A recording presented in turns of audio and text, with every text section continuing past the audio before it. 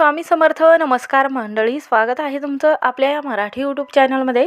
स्वामींच्या कृपेने आपला दिवस आनंदात जाऊ हीच मी स्वामींच्या चरणी प्रार्थना करते आणि आजच्या या नवीन व्हिडिओला सुरुवात करूया. तर उद्या 3 जून वार बुधवार या दिवशी आलेली आहे संकष्ट चतुर्थी. हा योग 3 वर्षातून एकदा आपल्याला पाहायला मिळतो. या दिवशी दुर्मिळ योग संयोग जुळून आलेला आहे. या संकष्ट चतुर्थीला विभुवन संकष्ट चतुर्थी म्हटलं जातं. या दिवशी भक्तिभावाने पूजा केल्याने आपल्या घरामध्ये सुखसमृद्धी प्राप्त होते. बुद्धी आणि कोणत्याही कामामध्ये सफलताही मिळत असते.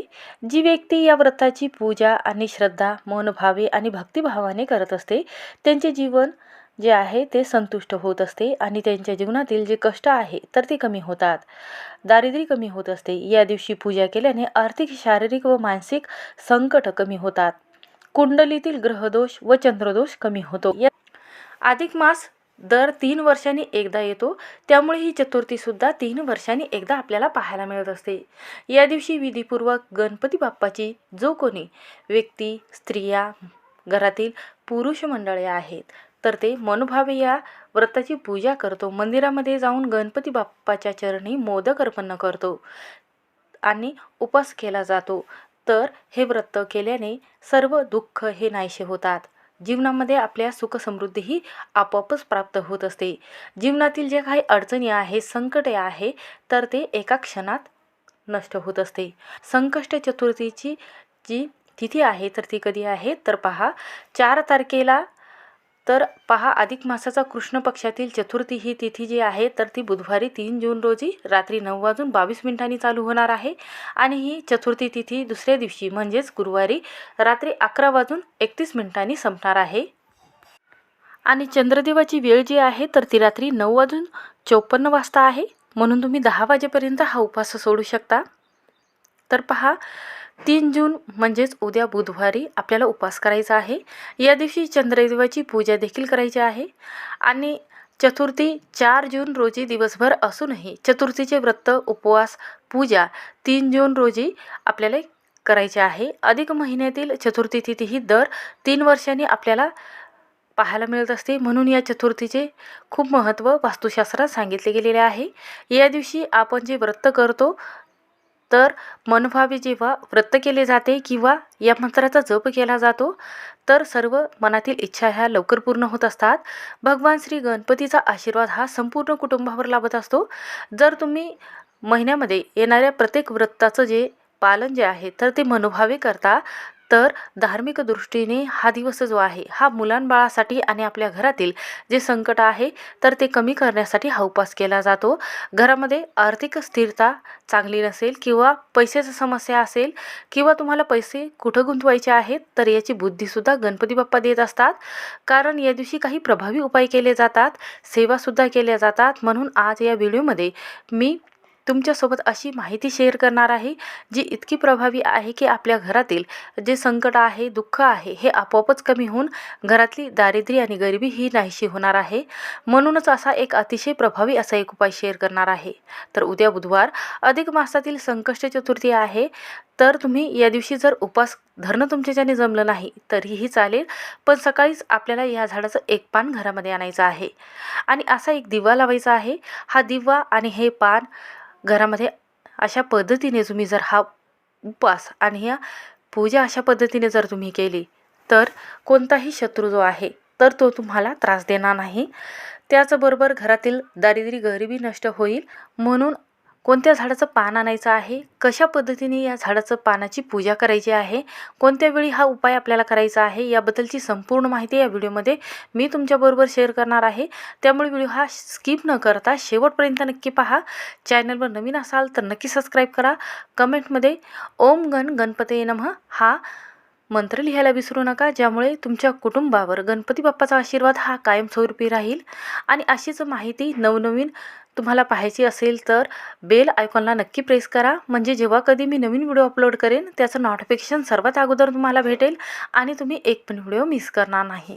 तर पहा, जेव्हा आपल्या संपूर्ण कुटुंबावर गणपती बाप्पाचा आशीर्वाद हा राहतो तेव्हा घरामध्ये आपोआपच सुख समृद्धी आपल्या नशिबाला आणि आपल्या कुंडलीमध्ये कोणताही त्रास होत असेल तर आपल्याला कोणतेही दुःख आणि संकट भोगायची गरज भासत नाही. तर हा उपाय करण्यासाठी आपल्याला बुधवारी सकाळी लवकर उठायचं आहे. 6 ते 12 वाजेपर्यंत तुम्ही हा उपाय करू शकता, पण जास्तीत जास्त 10 वाजेपर्यंत नक्की करायचा आहे. तर पहा, हा उपाय करण्यासाठी आपल्याला चतुर्थीच्या दिवशी लवकर उठायचं आहे. कारण या दिवशी गणेश तत्व जे आहे ते नेहमीच्या तुलनेपेक्षा गणपती तत्व चतुर्थीच्या दिवशी जास्त कार्यरत करत असते. म्हणून या दिवशी केलेले उपाय सेवा हे जास्त फलश्रुती देणारे असतात. म्हणून या दिवशी जे उपाय केले जातात ते अत्यंत प्रभावी म्हटले जातात. म्हणून या दिवशी हा उपाय जर तुम्ही सकाळी करत असाल तर आवर्जून करायचा आहे. तर या दिवशी तुम्ही उपाय जर करत असाल तर घरातील आई किंवा घरातील महिला असेल तर तिने हा उपाय करायचा आहे. तर बऱ्याच जणांच्या मनामध्ये काही इच्छा असतात, त्या पूर्ण होण्यासाठी भरपूर मेहनत करत असतात. तर कितीही मेहनत तुम्ही करता पण त्याचं फलश्रुती मिळत नाही. आपल्या मुलांचे सर्व दोष संकट हे दूर होण्यासाठी हा उपाय करायचा आहे.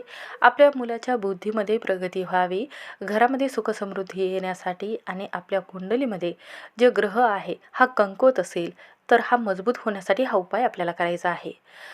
तर जास्तीत जास्त जो पैसा आहे हा कुठे गुंतवायचा आहे आणि यामुळे आपल्या घरामध्ये बरकत होणार आहे, त्यासाठी आपल्याला हा उपाय करायचा आहे.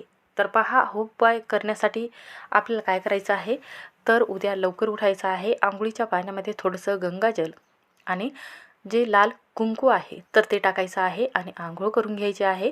त्याचबरोबर आंघोळ केल्यानंतर या दिवशी लाल रंगाचे कपडे आपल्याला घालायचे आहे. आणि त्यानंतर आपल्याला या दिवशी उपाय करण्यासाठी आपल्याला जायचं आहे.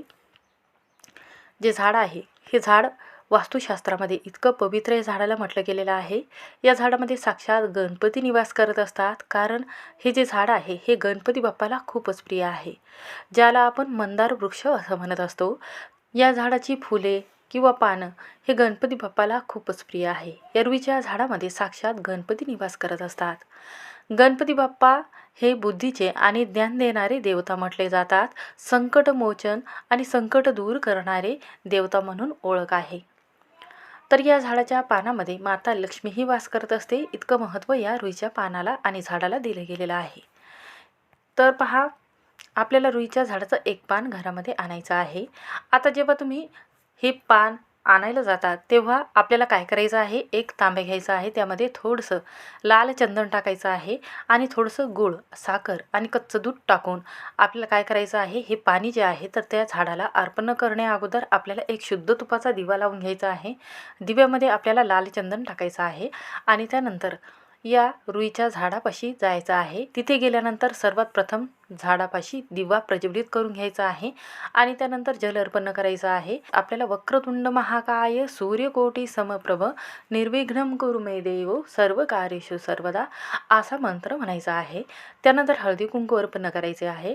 त्यानंतर नमस्कार करायचा आहे आणि हे पान आपल्याला कोणत्या कामासाठी आणायचं आहे आणि या पाण्याचं उपाय कशा पद्धतीने तुम्ही करता आहेत तर हे गणपती बाप्पाला सांगायचं आहे, त्या वृक्षाला सांगायचं आहे. आणि त्यानंतर आपल्याला या झाडाचं एक पान घरी घेऊन यायचं आहे.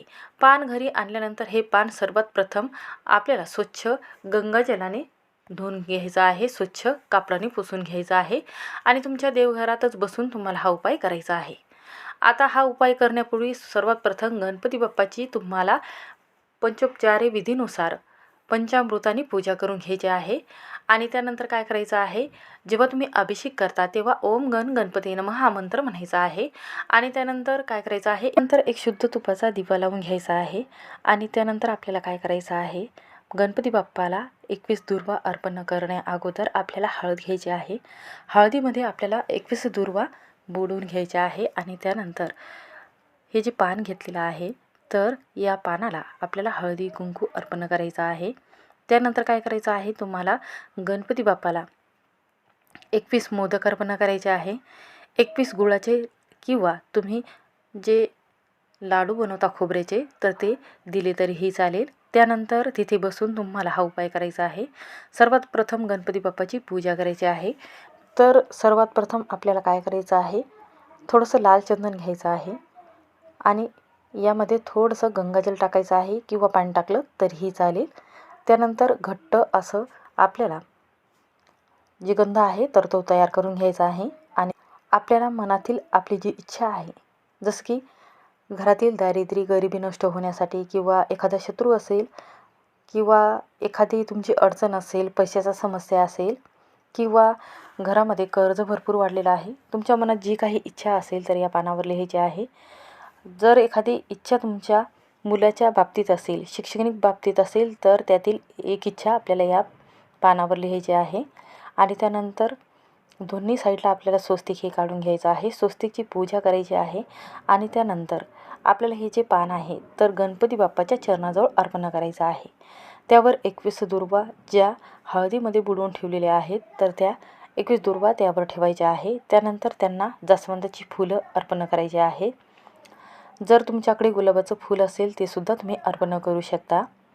त्यानंतर काय करायचं आहे, तिथे आपल्याला बसायचं आहे आणि बसून मुलांकडून किंवा स्वतः म्हटलं तरीही चालेल तर संकटमोचन या स्तोत्राचं एक वेळा पठण करायचं आहे. फलश्रुतीसहित आपल्याला म्हणायचं आहे. त्याचबरोबर दोन्ही हात जोडून आपल्याला आपल्या मनातील इच्छा जेव्हा तुम्ही या पानावर लिहिता ते पान हातामध्ये घ्यायचं आहे आणि ओम गण गणपती नमः हा मंत्र म्हणून गणपती बाप्पाच्या चरणाजवळ अर्पण करायचं आहे. दुसऱ्या दिवशी आपल्याला हे जे पान आहे हे उचलून वाहत्या पाण्यामध्ये किंवा ज्या झाडापासून आपण हे पान आणलेलं आहे तर तिथे अर्पण करायचं आहे. हा छोटासा उपाय जो आहे तर तो तुमच्या जीवनात दुःख, दारिद्र्य, गरिबी नाहीशी करत असतो आणि मुलांच्या बुद्धीमध्ये प्रगती होत असते. म्हणून आपल्याला उद्या अधिक मासातील चतुर्थीच्या दिवशी हा उपाय ज्या घरात केला जातो त्या घरामध्ये सुखसमृद्धी ही आपोआपच येत असते. ज्या समस्या आहेत तर त्या दूर होत असतात. आणि मुलाचं शिक्षण घेणारी जी मुलं आहे, बाहेरगावी गेलेले आहेत, जी मुलं चिडचिड करतात किंवा संकट अचानक त्या मुलाच्या जीवनामध्ये येतात, किंवा एखादा शत्रू त्यांना त्रास देतो, सतत त्या शत्रूमुळे त्यांच्या जीवनामध्ये भरपूर काही अडचणी येतात, त्यामुळे ते सतत बिघडत असतात. तर त्यांचा हट्टीपणा कमी होण्यासाठी आणि कोणत्याही कामामध्ये त्याला यश मिळण्यासाठी आपल्याला उद्या चतुर्थीच्या दिवशी मुलांच्या हातून आपल्याला काय करायचं आहे, 21 दुर्वा घ्यायच्या आहे, 21 जास्वंदाची फुलं घ्यायची आहे. त्यानंतर या जास्वंदाचा फुलाचा हार आणि जे 21 दुर्वा आहे तर त्याचा हार बनवायचा आहे. मधोमध फूल टाकून जास्वंदाच्या दुर्वाची जी जुडी आहे तर ते टाकून मुलाच्या हाताने आपल्याला गणपती बाप्पाला ह्या मंदिरामध्ये, गणपती बाप्पाच्या मंदिरामध्ये जाऊन आपल्याला हे हार जो आहे तर तो अर्पण करायचा आहे. एक नारळ फोडायचा आहे. मुलाच्या जीवनातील ज्या काही दुःख आहे, अडचणी आहेत ह्या आपोआपच संपत असतात. म्हणून हा उपाय जो आहे हा मुलांच्या दीर्घ आयुष्यासाठी हा एक उपाय करून बघा. मुलाच्या बुद्धीमध्ये प्रगती होत असते आणि जीवनातील अडचणी हे दूर होत असतात. त्याच्या व्यवसायात जर त्यांना भरभरून यश मिळायचं असेल तर नक्की हा उपाय आपल्याला करायचा आहे. तर पहा, या दिवशी काय करायचं आहे तर आपल्याला गूळ आहे तर तो गूळ घ्यायचा आहे थोडासा. तर आपल्याला या दिवशी गूळ घ्यायचा आहे. त्यामध्ये आपल्याला खोबरं जो आहे तर तो खिसून घ्यायचा आहे. आणि त्यानंतर याचे छोटे आपल्याला लाडू बनवायचे आहेत. आणि 11 लाडू जे आहे हा गणपती बाप्पाच्या मंदिरामध्ये जाऊन आपल्याला अर्पण करायचं आहे. त्यानंतर त्यासोबतच दुर्वा, जास्वंदाची फुले, गुलाबाची फुले अर्पण करायची आहे. मुलाच्या उद्योगधंद्यामध्ये भरभरून यश मिळण्यासाठी आणि प्रत्येक कामामध्ये त्यांना भरभरून फलश्रुती मिळण्यासाठी हा उपाय करायचा आहे. हा उपाय जर तुम्ही श्रद्धेने जर केलात तर संपूर्ण कुटुंबावर याचा लाभ जो आहे तर तो प्राप्त होत असतो. म्हणूनच रात्री जेव्हा बुधवारी तुम्ही उपवास केलेला आहे तर उपवास आपल्याला 10 वाजेपर्यंत चंद्रदेवाची वेळ आहे तर या वेळेपर्यंत आपल्याला हा उपवास सोडायचा आहे.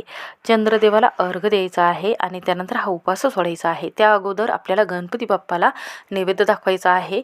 त्यानंतर आरती करायची आहे आणि नंतर चंद्रदेवाला अर्घ्य देऊन हा उपवास सोडायचा आहे. या दिवशी 21 मोदक अर्पण केल्याशिवाय, जास्वंदाची फुलं अर्पण केल्याशिवाय आणि चंद्रदेवाची पूजा केल्याशिवाय हा उपवास अपूर्ण म्हटला जातो. त्यामुळे हा उपवास आणि ही पूजा करत असताना हा नियम नक्की पाळायचा आहे. श्री स्वामी समर्थ. व्हिडिओ आवडला असेल तर स्किप न करता शेवटपर्यंत नक्की पहा.